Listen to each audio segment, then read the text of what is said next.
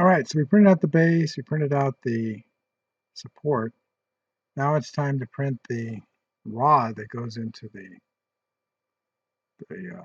filament reel. So here's a picture of the base that we printed out. This is white. We're using ABS, blue ABS. ABS is strong. It can withstand temperatures, so it's a good choice for this project. So we need to print this. This is a 100 millimeter rod that's big enough to go through those 1 kilogram filament reels. So here's a CAD picture of it. So it's pretty straightforward. It's got a handle kind of thing on the bottom, and then that little engagement mechanism at the top that we saw with the shorter one.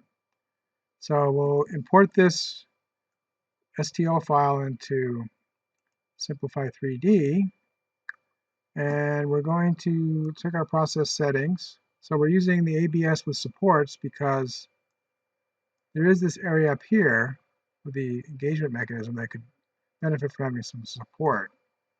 Make sure it's nice and square. So our layers are okay. Our infill, we're going to use 50% infill still for strength. And on advanced, we still have these single extrusion things that won't really come into play in this particular project. And we've got the temperatures are the same. So the bed temperature is 105 and the extruder temperature is 230. That's what we found to be the best for our ABS we have. So we need to connect to the printer.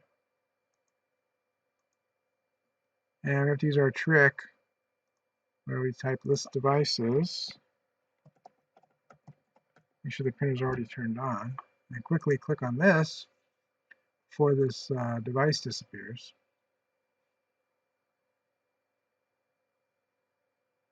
So we're using USB to talk to the printer. That seems to be the most reliable. I tried copying files to SD cards and sticking them in. I had some trouble with that, and rather than mess around with this work, so I'm just doing it this way. We just minimize this, then we can go prepare to print. And there's 500 layers. This is the tallest print I've done so far.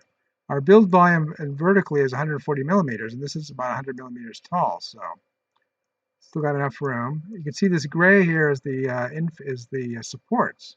So that'll make this locking mechanism here nice and square. So as we found on the other pieces, the supports that Simplify 3D puts in are easy to get out and they don't really cause any problems. So, all right, we're ready to print. It's going to take 2 hours, 11 minutes, plus it takes 15, 20 minutes to heat up. So it's going to be around 2.5 hours or so.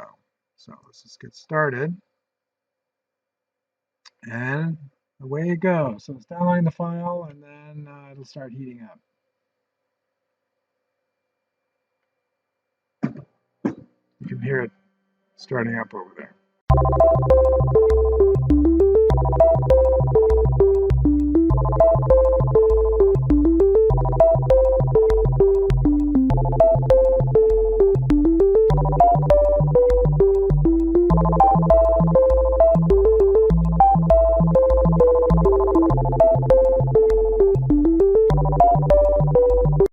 Alright, the print is done, so I'm going to leave the door open and let it cool off, and it's late again, so we're just going to wait till tomorrow to take it off. It'll be easier.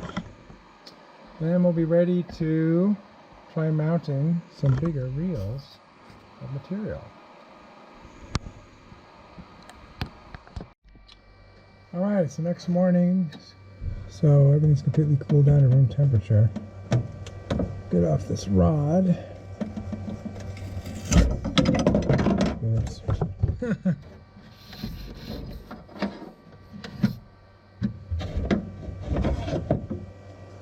Alright, so the print looks good. It's got that supports in there. Yeah, a little string on the surface here, but that's going to come right off.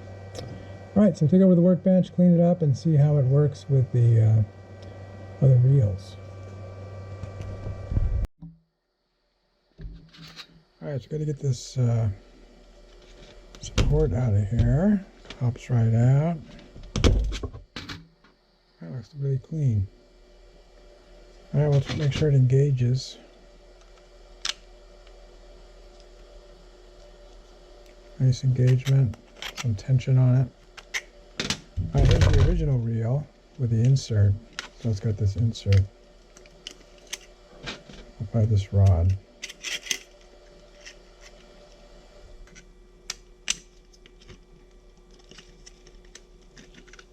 And of course this is too big for this one, so we wouldn't use this rod for this one, we'd use this short one. So let's try the new 1 kilogram reel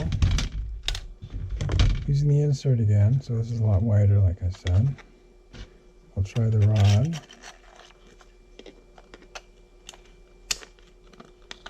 Alright, it spins nicely. So we just need to install this in the same with the insert on the other side. Not sure about that. One on both sides, maybe. I'm going to get another insert and try it on the other side. Alright, well the printer came with 2 inserts, and with this big heavy reel, it works better to put one on each side. Then there's more support for the rod going through it. So that's what I'm going to be doing. Now the rod's got some support on this side, and it's going to roll straighter.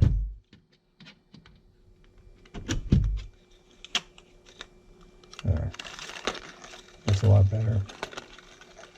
All right, looking good. I install this in the printer and we'll be off to the races.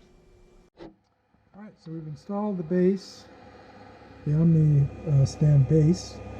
Just unscrew those screws there, those silver screws. Unscrewed the old base and screwed in the new one. And then the stand just slides right in. There's the stand.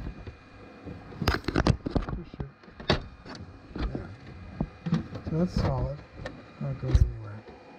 Then we can install, using our rod, we can install filament in 3 different locations. Top, this will be for the 1 kilogram at the top, probably 3/4 of a kilogram in the middle, and a ½ kilogram ones can go at the bottom. So we have this well down here to write into. So let's give it a try.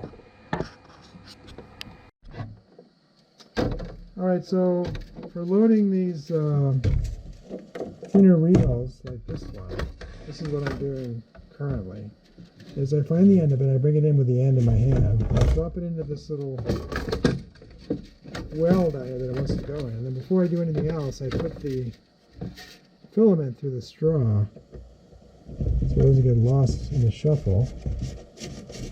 Then I bring in the insert here, and then finally I bring in the rod, and for these smaller reels I'm putting it in the lowest position of the